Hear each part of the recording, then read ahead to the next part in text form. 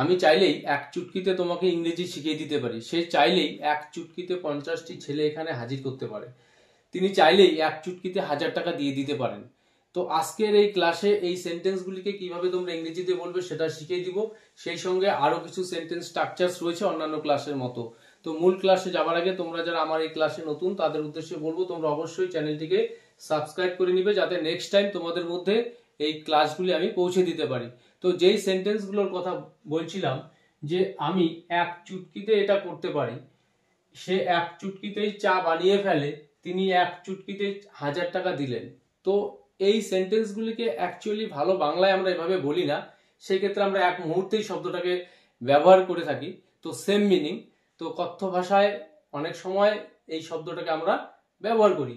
তো আমি এক চুটকিতেই এটা করতে পারি, এই সেন্টেন্সটাকে বলবো I can do this. I can do this, আমি এটা করতে পারি। তো এক চুটকিতেই, in a jiffy. I can do this in a jiffy, আমি এক চুটকিতে এটা করতে পারি। সে এক চুটকিতেই চা বানিয়ে ফেলে। তো এই যে সেন্টেন্সটি সিম্পল প্রেজেন্ট টেন্সে রয়েছে, তো এই সেন্টেন্সটাকে আমরা সিম্পল প্রেজেন্ট টেন্সের নিয়ম অনুসারে গঠন করব। She or he prepares tea in a jiffy. She prepares tea in a jiffy, সে এক চুটকিতেই চা বানিয়ে ফেলে। তো পরের সেন্টেন্সটি, তিনি এক চুটকিতেই 1000 টাকা দিলেন বা 1000 টাকা দিয়ে দিলেন। তো এই যে সেন্টেন্সটি সিম্পল পাস্ট টেন্সে রয়েছে, তো সিম্পল পাস্ট টেন্সের নিয়ম অনুসারে আমরা সেন্টেন্সটিকে গঠন করব। He gave 1000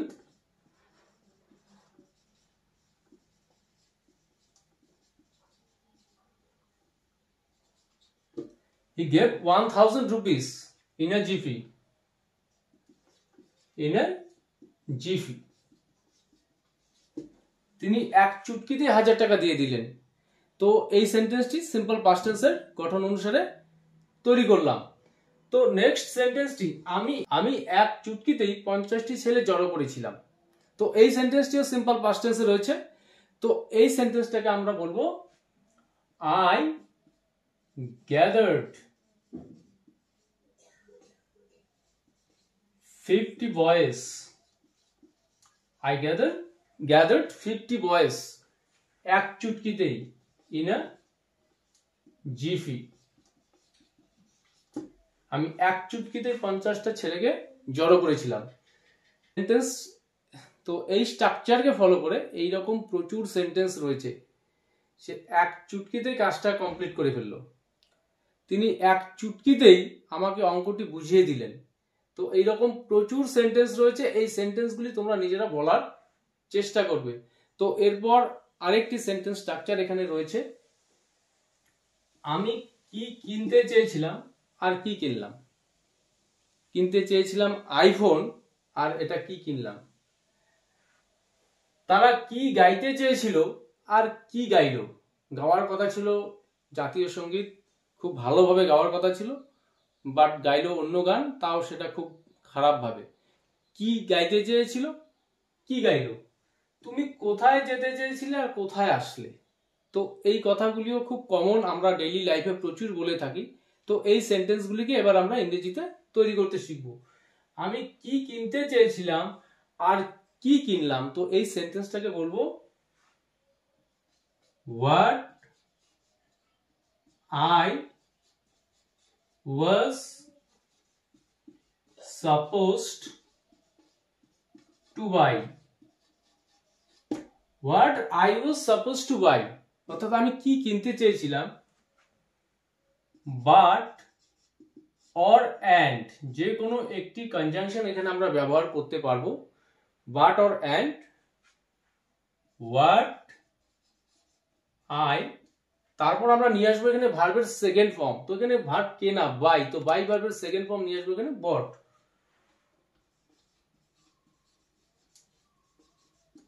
what I was suppose to buy, আমি কি কিনতে চেয়েছিলাম, বাট হোয়াট আই বট। কিন্তু কি কিনলাম, বা এইভাবে আমরা বলতে পারি what I was suppose to buy but actually what I bought. তো অ্যাকচুয়ালি শব্দটাকে আমরা এখানে অ্যাড করে বলতে পারি। তো এই স্ট্রাকচার অনুসারে পরের সেন্টেন্সটি তারা কি গাইতে চেয়েছিল আর কি গাইলো। তো এখানে সাবজেক্ট আলাদা, সাবজেক্ট তারা, তো এখানে বি ভার্বের মধ্যে একটি পরিবর্তন আনতে হবে। তো তারা কি গাইতে চেয়েছিল, হোয়াট দে ওয়ার। তো আগের সেন্টেন্সের সাবজেক্ট আমি ছিলাম, সেক্ষেত্রে ওয়াজ, তো এখানে ওয়ার। তো এই সেন্টেন্সের যে স্ট্রাকচার, শুরুতে আমাদের নিয়ে আসতে হবে হোয়াট, তারপর সাবজেক্ট, তারপর বি ভার্বের যে পাস্ট ফর্ম ওয়াজ ওয়ার সেটা আমরা নিয়ে আসবো সাবজেক্ট অনুসারে, তারপর সাপোজ টু, তারপর ভার্বের মেইন ফর্ম। তো তারা কি গাইতে চেয়েছিল আর কি গাইলো, এই সেন্টেন্সটাকে আমরা বলবো what they were supposed to sing. What they were supposed to sing, but what they sang. তো সিং ভার্বের এখানে আমরা সেকেন্ড ফর্মটাকে নিয়ে আসব। তো what they were supposed to sing, তারা কি গাইতে চেয়েছিল, but what they sang, কিন্তু তারা কি গাইলো। তো পরের সেন্টেন্সটি, তুমি কোথায় যেতে চেয়েছিলে আর কোথায় আসলে। তোমার যাওয়ার কথা ছিল অন্য জায়গায়, কোথায় যেতে চেয়েছিলে আর কোথায় আসলে। তো এই সেন্টেন্সটাকে আমরা কিভাবে বলবো, তো ওয়্যার, এখানে শুরুতে আমরা ডব্লিউএস ওয়ার্ড নিয়ে আসবো ওয়্যার।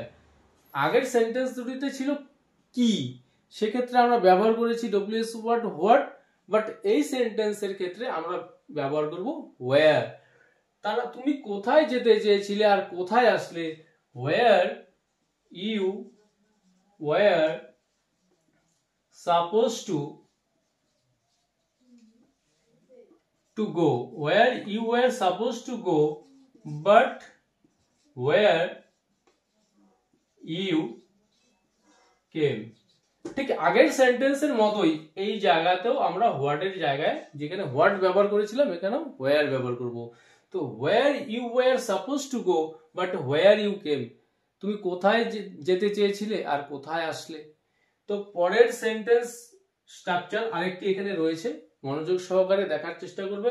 তুমি কেন তাকে অন্ধকারে রাখছো, বিষয়টা কেন ক্লিয়ারলি বলছো না, তাকে জানাও কেন তাকে অন্ধকারে রাখছো। তো এই সেন্টেন্সগুলোকে আমরা কিভাবে বলবো, আমি কাউকে অন্ধকারে রাখবো না, তার মানে এই নয় যে লাইট অফ করে দিয়ে কাউকে রাখবো না, ঠিক এটা বলতে চাচ্ছি না। এটা বলতে যাচ্ছি কাউকে অন্ধকারে রাখবো না, অর্থাৎ সবাইকেই জানিয়েই কাজটা করব, অবগত সবাই থাকবে। তো তুমি কেন তাকে অন্ধকারে রাখছো, এই সেন্টেন্সটি প্রেজেন্ট কন্টিনিউয়াস টেন্সে রয়েছে এবং ইন্টারোগেটিভ সেন্টেন্স। তো why are you keeping her অথবা him, যে কোনো আমরা এখানে প্রয়োজন অনুসারে ব্যবহার করব। why are you keeping her in the dark, why are you keeping her in the dark, তুমি কেন তাকে অন্ধকারে রাখছো, তাকে জানাও। পরের সেন্টেন্সটি, আমি কাউকে অন্ধকারে রাখবো না, তো সিম্পল ফিউচার টেন্সে রয়েছে সেন্টেন্সটি, এই সেন্টেন্সটাকে আমরা বলবো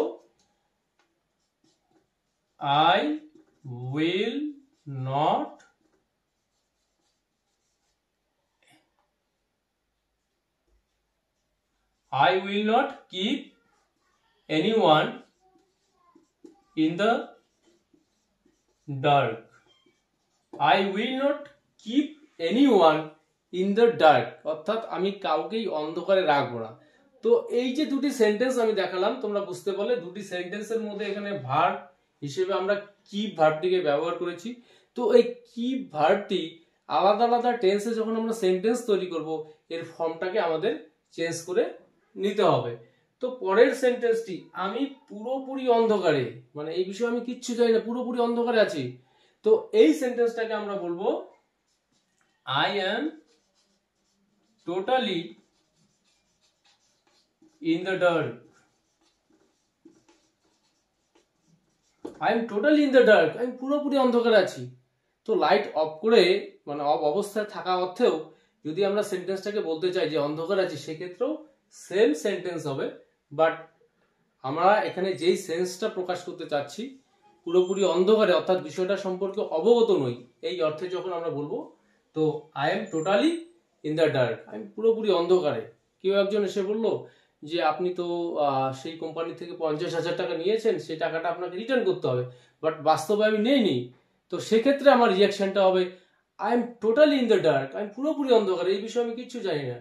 তো আজকের এই ক্লাসে এই যে 3টি সেন্টেন্স স্ট্রাকচার নিয়ে আমি আলোচনা করলাম, এই 3টি সেন্টেন্স স্ট্রাকচার বুঝতে যদি তোমাদের কোনো প্রকার অসুবিধা হয়ে থাকে, কোথাও কোনো প্রশ্ন থাকে, তোমরা অবশ্যই কমেন্ট করে জানাবে।